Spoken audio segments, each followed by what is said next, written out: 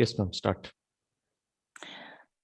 Good evening, everybody. My name is Aradhna Malik. I've been helping you with this course on qualitative research methods and research writing. And I welcome you to the first live session of this course in a 3 live session series throughout the course. So, welcome, and it's very nice to be here, to be connected with you. And I look forward to interacting with you. Now, while people are joining, I will go through the questions on the site and I will respond to you. Madhura Kesarkar, good evening. Good evening, Madhura. Uh, Vidya Sagar Kumar, welcome, ma'am. Welcome to you too, Mr. Kumar. Sindhu Shayan, good evening. Good evening, Sindhu. Welcome, everybody. It's very nice to be interacting with you. And so I will respond to the queries that came for this course, and I will go from there. Okay. All right. The first query came from Payal Saraf, who's an educator, and she said that after completing this course, how can it be helpful for advanced studies? Now, Payal, it depends on what kind of advanced study you are planning to undertake. Excuse me. Where do you plan to go?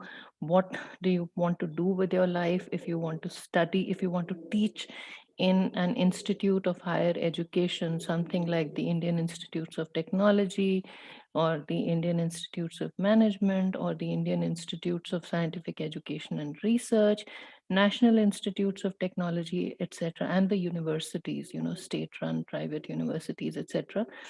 I think these days, everywhere, the requirement for getting a job as a professor is, or as a faculty member in an institute of higher education, the minimum requirement is a PhD.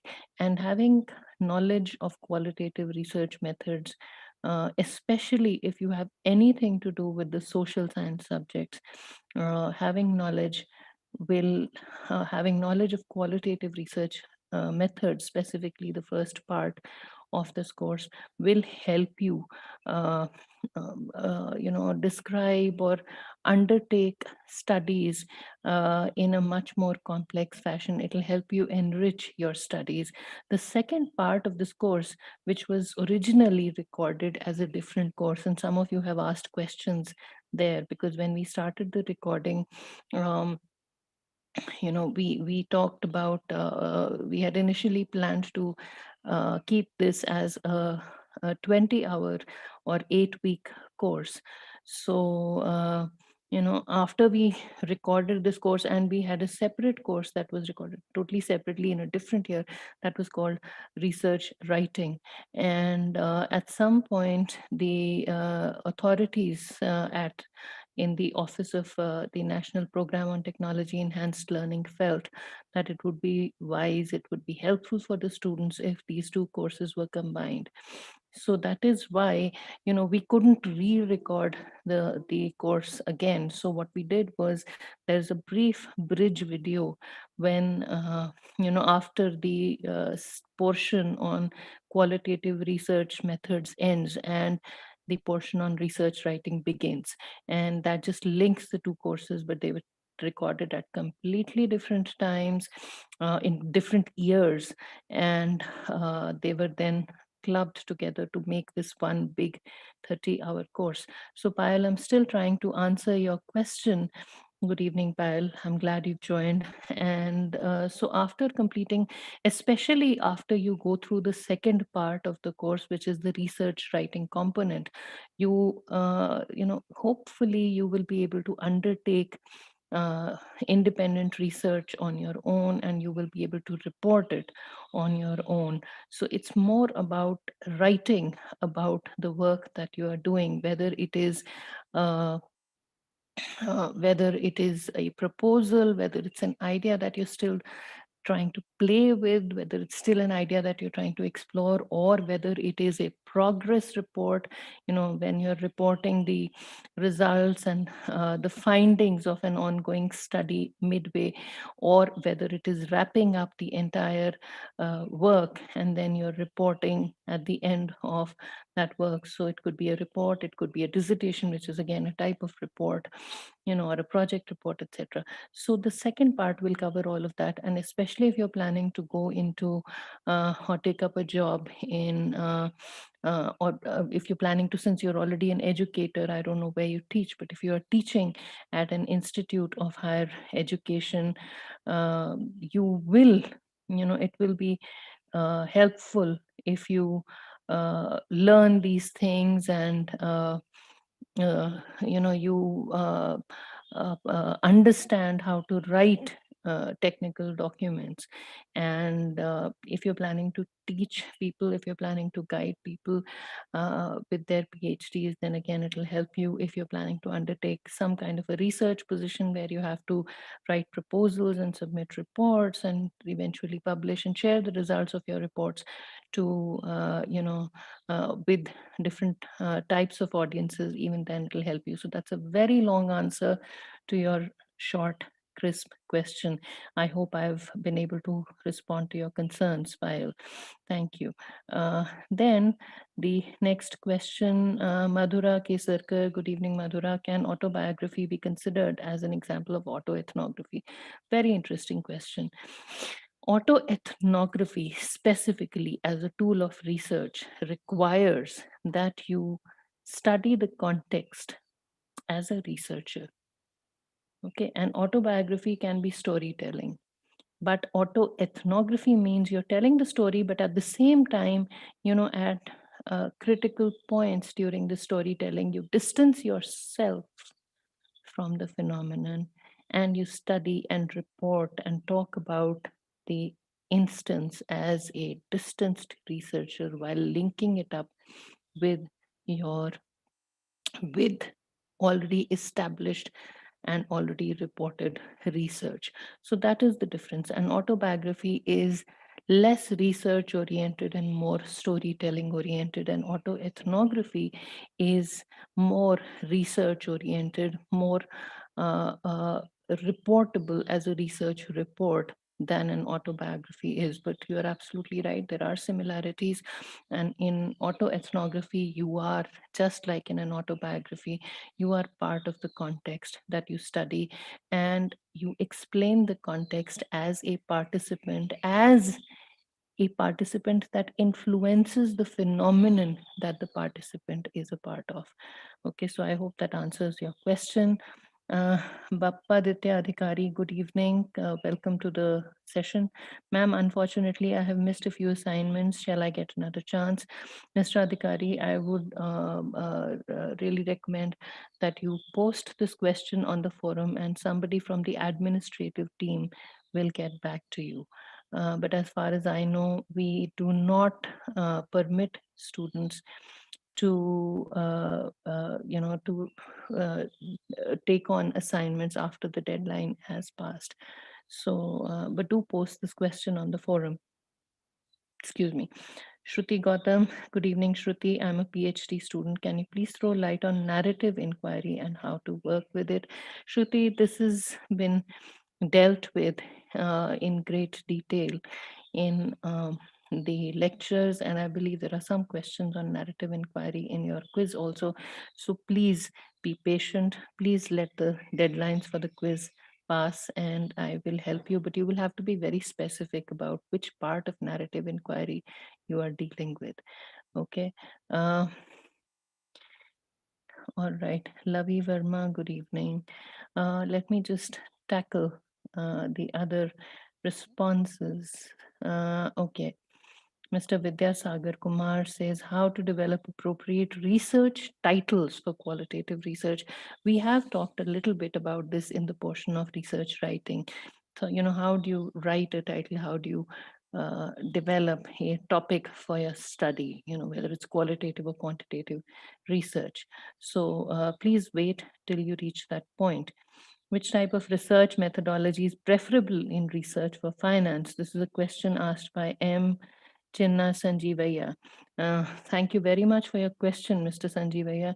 I have with me my teaching assistant, Dr. Achintya Nath Saxena.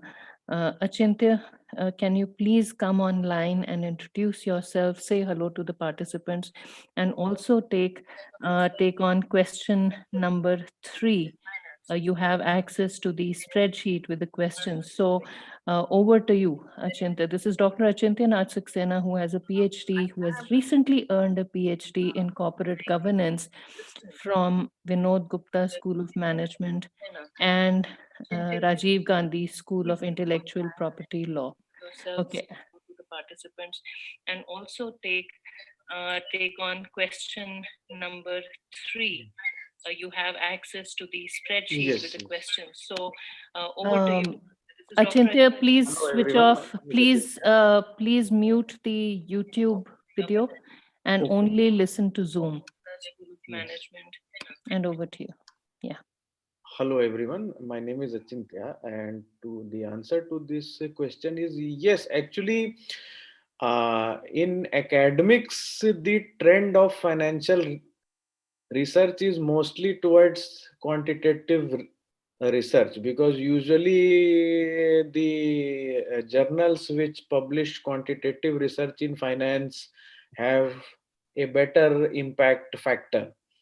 But if you see the real world in the field of finance, the mutual fund managers or any kinds of investors, they rely more on qualitative techniques like interview method, or CEO interviews, or a questionnaire surveys of the management, in order to gain a complete picture about the prospects and the status and the health of a company.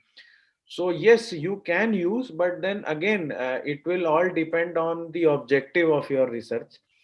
If you want to do more academic kind of a research, then definitely you need to go with what is the trend in the academic field, in the academic research, because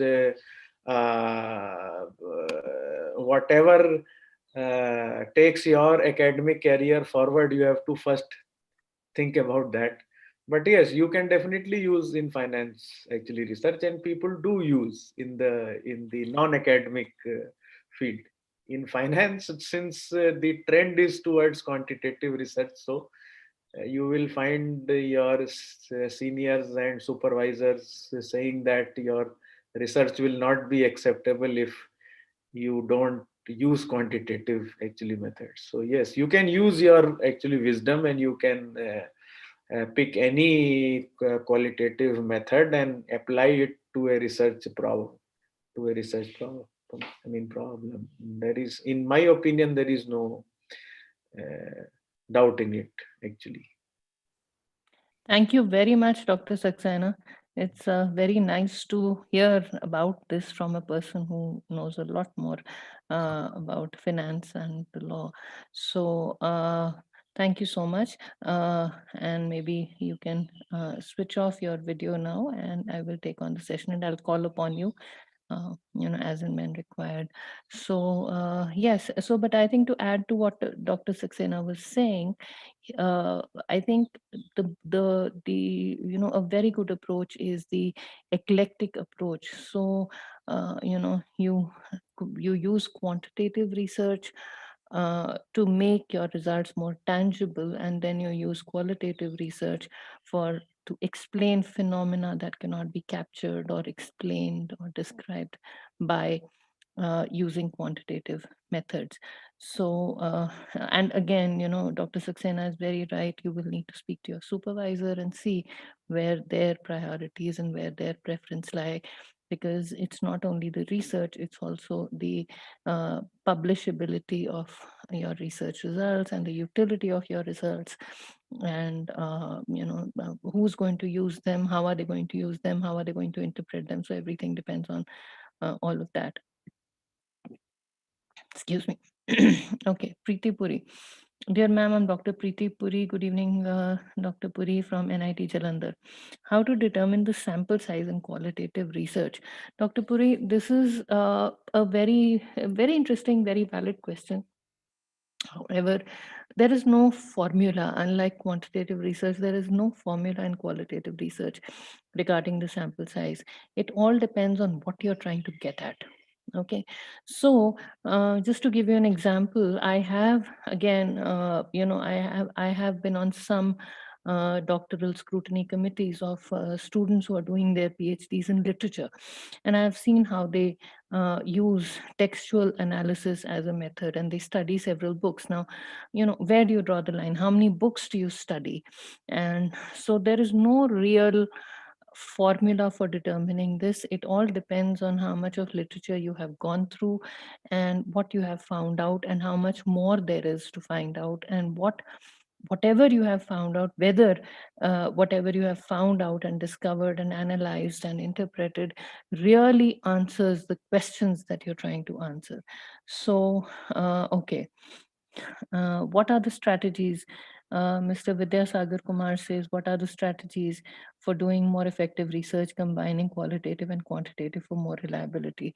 Uh, what do you mean by strategies? Okay, it will depend on which quantitative techniques you're using. What your research question is will largely drive your research design, and that will in turn determine what types of questions you take on and how you use those questions. So please wait till we get to the research writing portion and some of these questions are answered there. Uh, Sushma Kulkarni, user experience research applies qualitative research methods, especially. Okay, are there any specialized methods to conduct digital ethnographic research? Sushma ji, I am not very sure. I haven't heard about it. But since you mentioned this, I will request Dr. Saxena to please take down notes about this, and we will try and respond to this question, either on the forum or in the next uh, online session. So, Dr. Saxena, can you please take down Ms. Sushma Kulkarni's question? Yes, ma'am. I will Yeah. note down. Thank you so much. And I'm sorry if you had posted this here, I would have tried to find an answer to it. But that's a very interesting idea.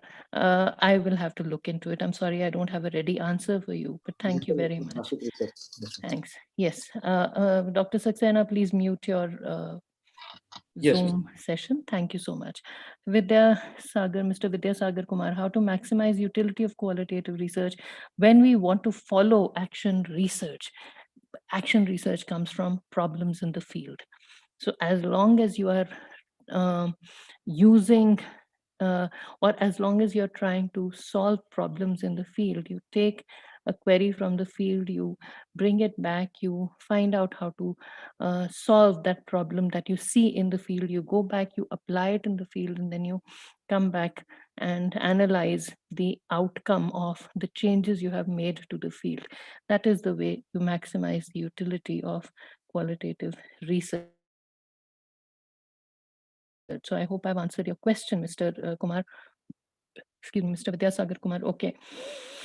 And I'll go back to, yeah, I think I've answered all of these questions here that are listed here. So, yes, so I would invite you to ask more questions. I will also take, or maybe we'll do that the next time. So, yes, any more questions? Thank you so much for participating on the forum. Thank you so much for your insightful questions. Thank you so much for making us think. And since there are some people who have joined later, I must tell you that it's possible that we may not have been able to respond to some of the queries that you have posted to your satisfaction. However, we are trying our best to respond to you. We are trying our best to help you. Please understand that these sessions were recorded, I think 4 years ago, probably, and 2016, if I remember correctly. Hmm. So they were recorded in 2016, And so, a lot has changed. So we are replaying those things. So we are not able to change certain things in the lectures itself. But yes, we can respond to your queries later. Uh, Mr. Vidyasagar Kumar says there is less number of research on game-based learning following qualitative research in India, especially science education. What is the future of this topic? I don't know enough about this topic to respond to you. Sorry about that. Payal Saraf, can you make the mind mapping of the lecture so we can go through it? I'm not very sure what you mean about mind mapping.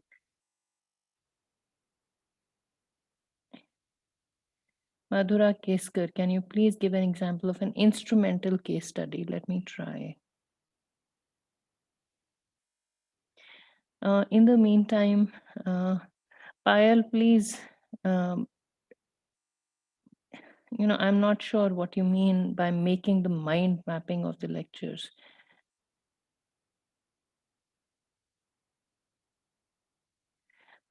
In the meantime, I am going to try and think of an example of an instrumental case study. In the meantime, I would invite Dr. Saxena to see if he can respond to the question by Mr. Vidyasagar Kumar. Is it possible to do qualitative research in the field of physical sciences also? Dr. Saxena, over to you. Please unmute yourself. Ma'am, I also don't have any idea about this. I'm hearing for the first time, actually, game-based learning. So, Yeah. No, I'm talking about the question posted by Mr. Vidyasagar yes, Kumar. Yeah. So he there said is that less is it number of research on game-based no, learning. no, no, no, no. The question is it possible to do qualitative research in the field of physical sciences also? Ma'am, physical sciences, since I am not a researcher in physical sciences, so I can't say. Uh, so I will not really be able to comment on this actually. Okay. But it may be from engineering research, I think. Yes. It may be possible, but since you may need to check with the people from the engineering faculty. Okay, thank you. Payal Saraf, highlighting the main points in a map form to go through the chapters. No, I'm sorry, Payal, we will not do that. We request that you please listen to the whatever is being said. Everything that has been said, everything that has been reported here is. Important, and so you decide what you think is important and what is not. So unfortunately we will not be able to help you with that. Okay, uh, let me see if I can find some examples of instrumental case studies.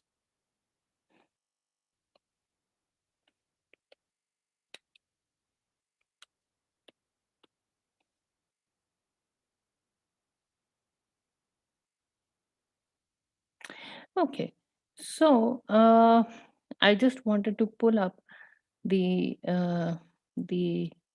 slide here so I could at least introduce everybody else who has not read this. This is on slide number 199. An instrumental case study is a particular case that is examined mainly to provide insight into an issue or to redraw a generalization. So hence this kind of case study mainly serves as an example of the characteristics of a larger population. So let's say you study the sleep habits of or the exercise habits of students in a reputed institute of higher education, and so you try and find out at what time, excuse me, they sleep, they go to sleep, what time they get up, what do they do in order to stay energized and active and alert.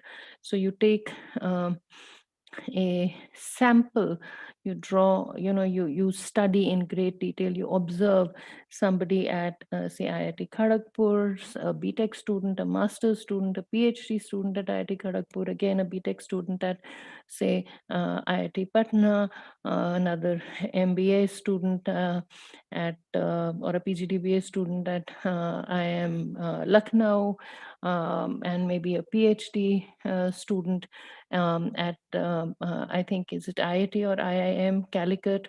And so you just get these people together and you follow their day from start to finish. And then you say that this is the kind of sleep habits, or this is the kind of study habits, or this is the kind of lifestyle they follow in order to stay alert. So you'll find some generalizations as you see what they're doing. I mean, they won't all be getting up at the same time, but there will be a certain amount of exercise involved, there will be a certain amount of study discipline involved, there would be a certain amount of alertness involved, there would be a certain amount of um, uh, focus on what they eat, how much do they eat, how much time they spend playing, how much time do they spend in front of the computer, how much time do they spend looking at their TV screens, what they do as they come out of class, how many notes they take, etc. And so eventually everything is determined by performance. So this is a characteristic of the larger population. And you say we have studied their lives in detail, we have asked them to keep diaries of everything they do throughout the day, and we are drawing a generalization that these are the people who are based in different institutes of higher education, and these are the general patterns they are following. They all try to minimize the time they spend looking at their phone screens, and they all come back home or come back to their hostels and revise what has been taught in class. They all reach the class on time, they all take down notes, they all stay healthy and fit, they all exercise at some time during the day. So we are drawing a generalization by uh, going into their lifestyles in detail. So I hope that helps answer your question, Madhuraji. Okay. Rohit Sharma, how can we check the results in case of qualitative research? Qualitative research, unlike quantitative research, is not, tangibly verifiable. I mean, you can't say, you can't really quantify the results. You're not expected to quantify the results. But in and through data triangulation, the kinds of descriptive interpretations you come up with can be uh, uh, can be arrived at if somebody else does what you did. So that is one way of doing it. However, there is also an assumption or an underlying understanding that people who are doing qualitative, or the phenomena that are being studied in qualitative research, are constantly evolving. So if I study a phenomenon today and report about it, say next week, uh, by the time you read it, 2 weeks will have passed from the time that the phenomenon was being or had been studied. And in those 2 weeks, the phenomenon may have evolved and acquired a different shape. Okay, so what will you trust? You can try to study the same phenomenon, but it will be at a different point in time. And there are so many factors that could have affected that phenomenon. So, okay. Pile Saraf, mind mapping, some important notes. Everything is important, Pile. So we cannot tell you this is important and this is not important. Sorry. Uh, Vidya Sagar Kumar, can we do action research on assessment system in pandemic? Absolutely. Absolutely. Um, Sushma Kulkarni, digital ethnographic research is not performed at actual fields. It's conducted by video recording. It might be. Again, Sushma ji, thank you very much for introducing us to this. Dr. Saxena, I would really request you to maybe add to the notes you had made regarding Ms. Sushma Kulkarni's question, and just add to it, and we will look into it. Yes, ma'am, definitely. But it seems to be a very useful input. So thank you very much for that suggestion. I will definitely look into it, and we will get back to you in the next online session. Payal Saraf highlighting the main points in a map form to go through the chapters. Sorry, Payal, we will not be doing that. Uh, SG, ma'am, how do we, Shruti Gautam, ma'am, how do we decide the most suitable research paradigm for our research? If we are confused between two paradigms, what should be the deciding factor to choose one? The deciding factor to choose one, Shruti, would be to look at your research question and what is it? Why are you studying what you're studying? The rationale behind your study. What are you hoping to achieve through this study? Okay, so I'll take an example of a research proposal I heard recently. I will not give you the details, but I will take a similar example. Uh, so um, let us say, I don't know if you're aware, but in 1905, a major earthquake shook northern India and flattened uh, the, parts of Kangra district in Himachal Pradesh to the ground. The town of Dharamshala was totally flattened. Very few buildings remained. Now that happened in 1905, and we are sitting in the year 2021. Enough was written about it by geologists all over the place. But then, if you were sitting in a different part of the country, maybe in a coastal region that was not really affected by earthquakes. Hmm. So, and please correct me if I'm wrong, but maybe you were sitting in Trivandrum. And I'm not sure if Trivandrum is on the fault line or how many earthquakes strike Trivandrum. But if you were to study the literature that came out describing that earthquake, and and so you would find a lot of literature describing that earthquake in the journals of geology, and maybe even in fiction, in novels people would write about it, they would weave stories around it, all kinds of things would be said. But these things would be said by people who were either directly affected by it or who knew about it. Remember, we are talking about 1905. Okay, so you would not find literature that was published in the southern part of the country at that time. And why is it even important for people from the southern parts of the country to write about an earthquake that definitely devastated northern India? But why would they want to write about it? Why would they not instead write about a tsunami that struck their coasts?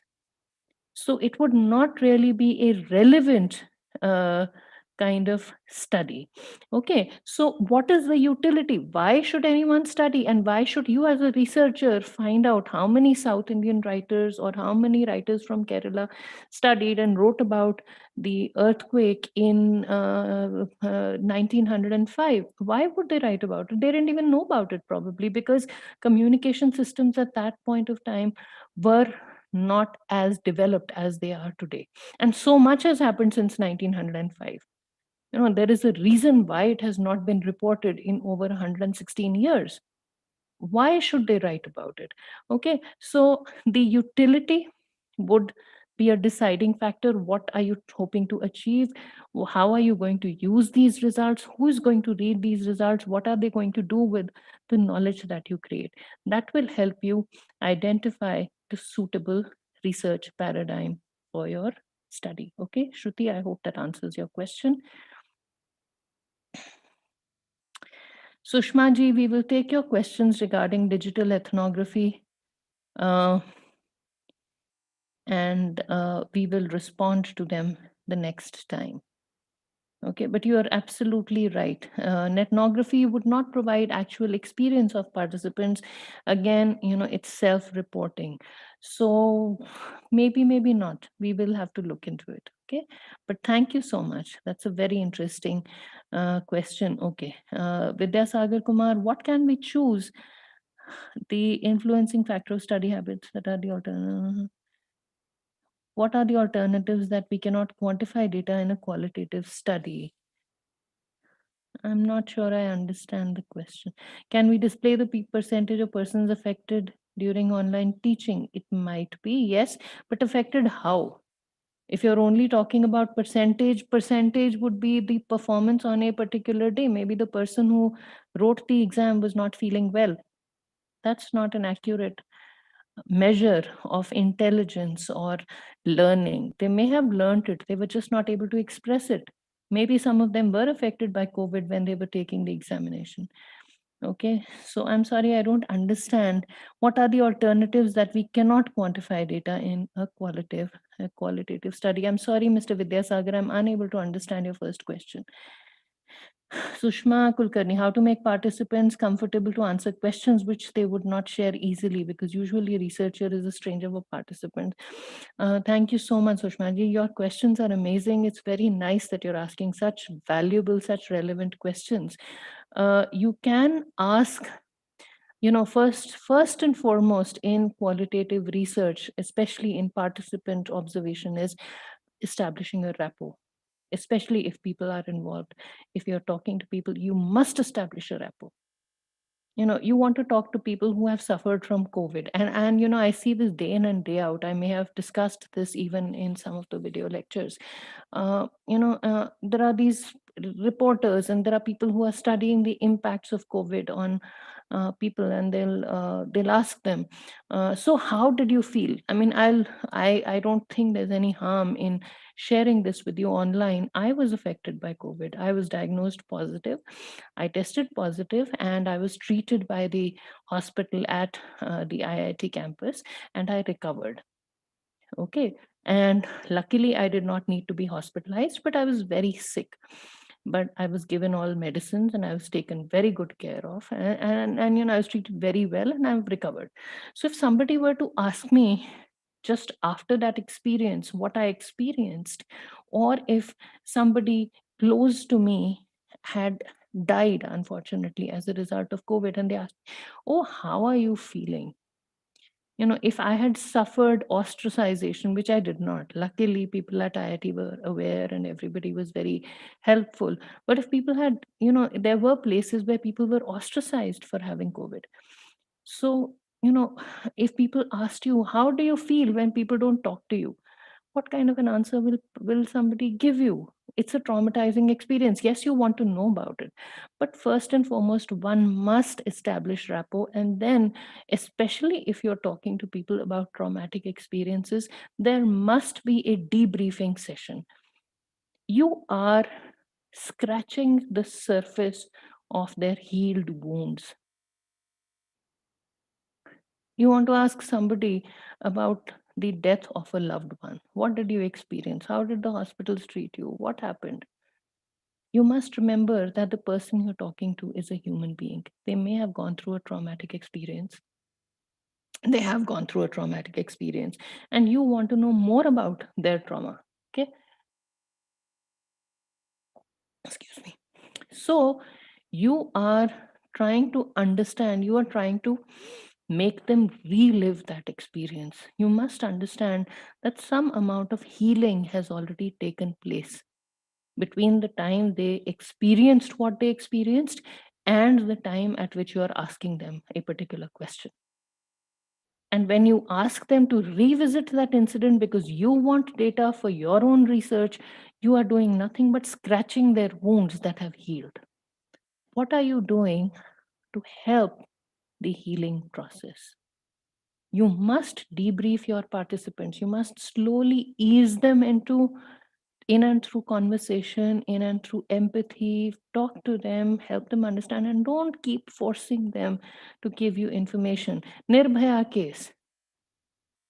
People are, crowding around her parents, her family, her boyfriend. What happened? Can you please describe the incident in detail?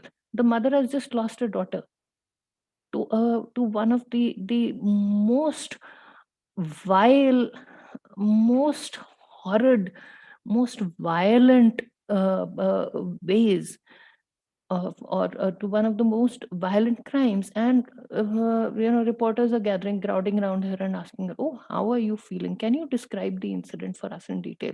What did you experience? How did you feel when she did not call?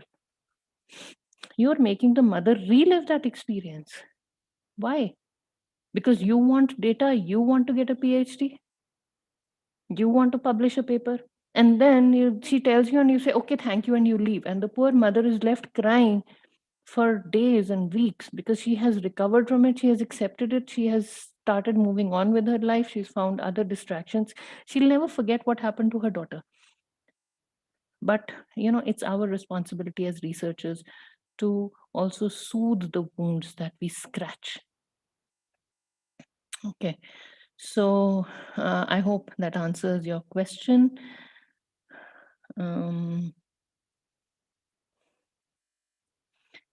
Mani Shankar, Madam, I'm doing research in performance evaluation of selected equity mutual funds. I'm not very sure, Mr. Mani Shankar, you would need to speak to your PhD supervisor about it. Payal, I only know about the research as much as I've learned from you. That's it, eager to learn more. Thank you so much, Payal. Thank you. I hope I can help you. I really hope so. But please continue to take these courses. Okay. BM Neta Netake, I hope I pronounced your name right. Good evening, ma'am. CM SS CHH Shahu College of Engineering, Aurangabad. Welcome. Netek or Netek, I hope I'm pronouncing your name right. So thank you very much for being a part of this online discussion session. Vani Javed. Good evening, Javed, research scholar from University of Kashmir. Thank you, ma'am. I really learned a lot from your courses. Thank you so much, Mr. Javed. I'm assuming you're in Srinagar.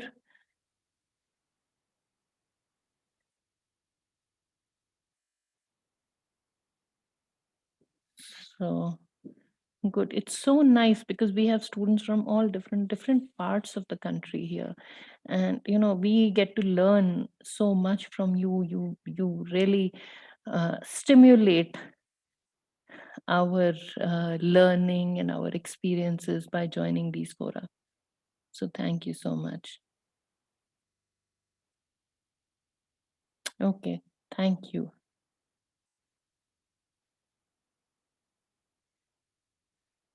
Yes, Mr. Javed, you're in Srinagar. Good. It must be very cold there, huh? Snowing. So I hope everybody is staying safe and comfortable.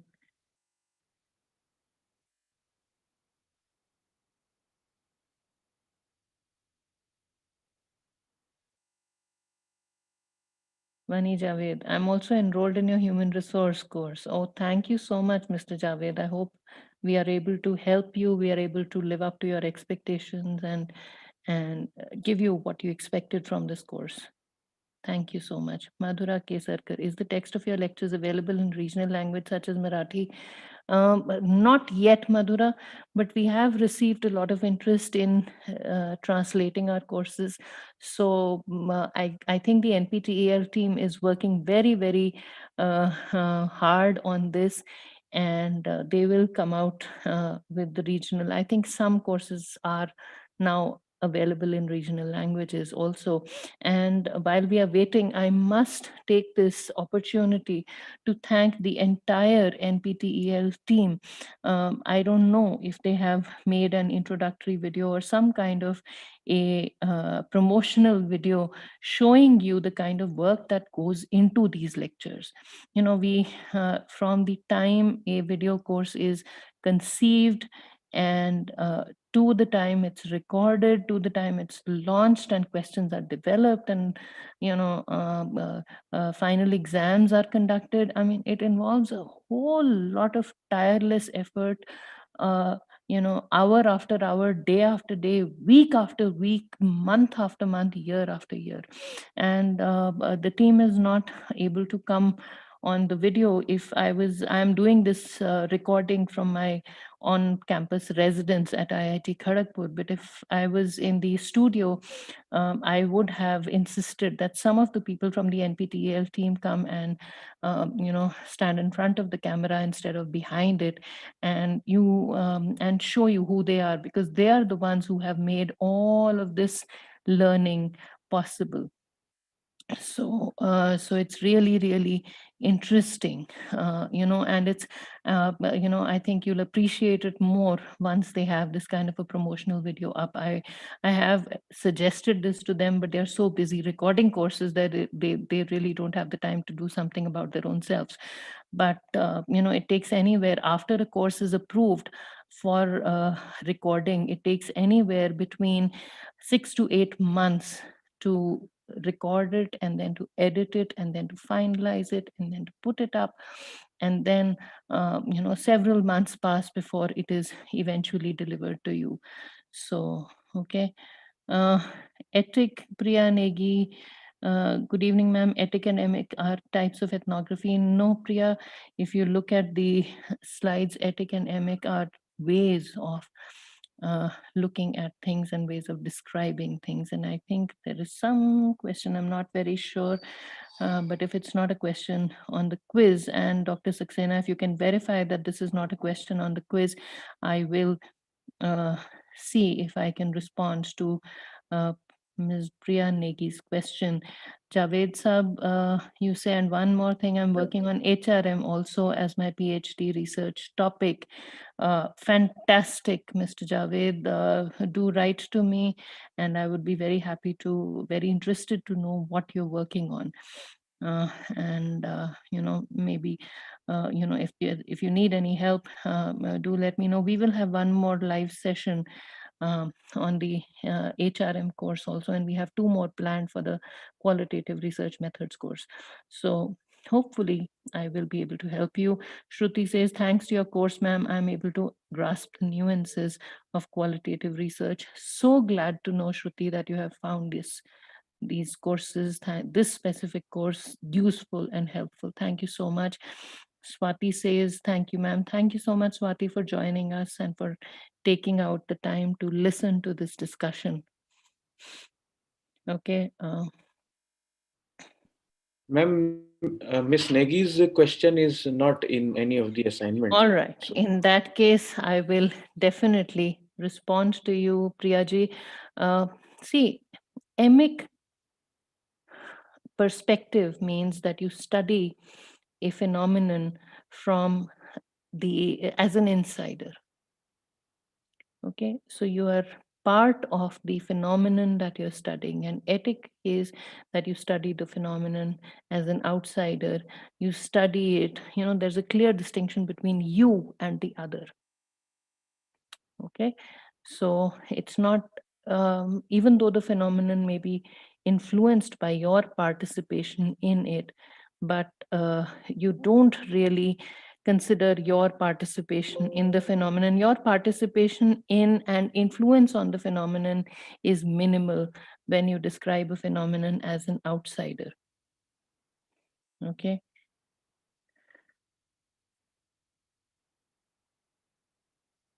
Just a second, I'll give you, see,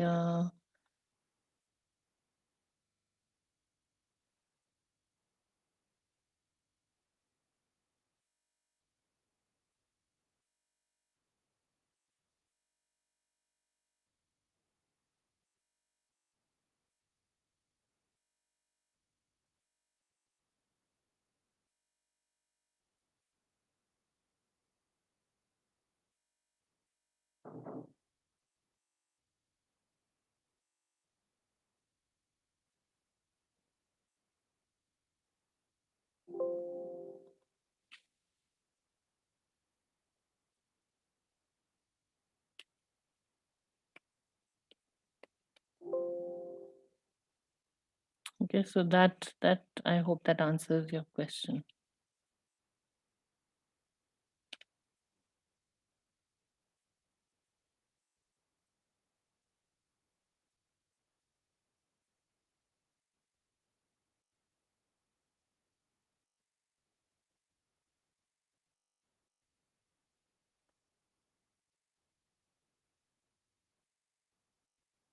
All right. I think there's some lag. Yes. Sudha Kulkarni, we want to bring consciousness to a society regarding the economic support silently created by women, family, men act as gatekeeper. It's a barrier to gain access to real information. How to tackle it? Design your research question and conduct action research. Find out why men are acting as gatekeepers. Find out how economic support is being provided by women. Find out where the barriers lie and design your questions accordingly. Right, Sushma ji? Vidya Sagar ji, respected ma'am, how can we develop appropriate arguments when writing paragraphs, and how to learn linking one argument to another in the introduction section for qualitative. Mr. Kumar, we will be talking about the writing part in week 9 of the course. So, please be patient and we should be able to respond to this question then. Okay.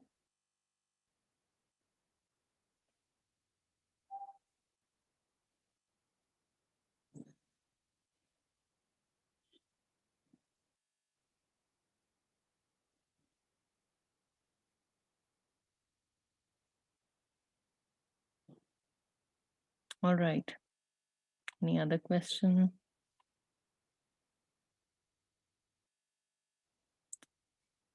Is there any option students submit again quiz? No. Unfortunately, Mr. Kumar, you cannot submit the quizzes again. Okay.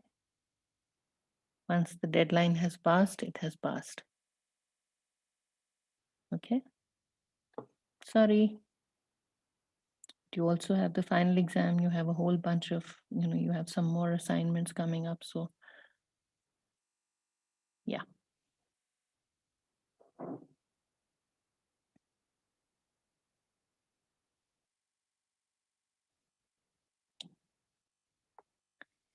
Yes.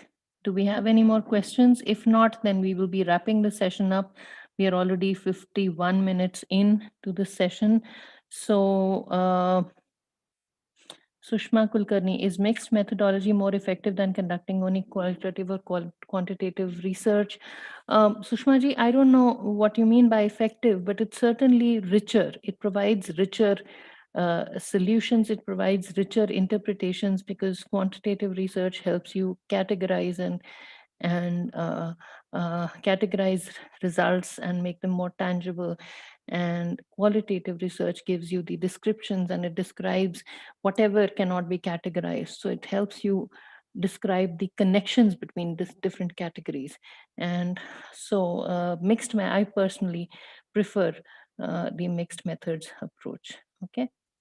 All right. So I think we are almost out of time. And thank you very much, all of you, for participating in this session. Mani Shankar, kindly consider assignment relaxation, Madam. Mr. Mani Shankar, that is not in my hands. These rules are decided by the NPTEL authorities at the national level. And so they are the ones who take these decisions and we just follow their advice and their directions. Okay. So I wish I could, but then we have to follow what they're asking us to do. Okay. So please be regular with your assignments. Shiv Shakti says, thank you, ma'am. Thank you very much, Shivaji. Thank you so much, all of you, for coming to this session. Thank you so much for being a part of this session.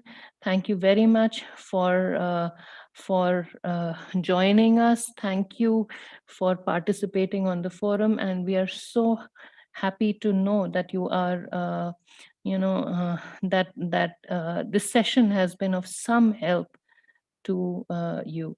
So wish you all the very best, and we will meet again very soon.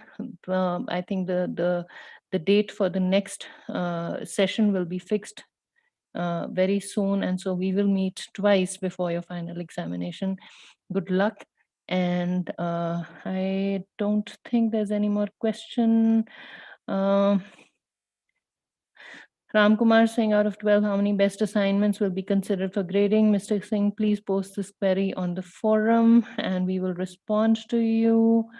Madhura, thank you for the insightful session. Thank you so much, Madhura ji, for joining. Sushma ji, thank you for joining. Shruti, thank you for joining. Mr. Adhikari, thank you for joining. Ratish ji, thank you so much for joining. And I will take your leave. We really have to wind up the session. So thank you very much and good luck and stay safe. And we will meet again. Please continue to post your queries on the forum and continue to learn more. Thank you. Thanks a lot. Bye-bye.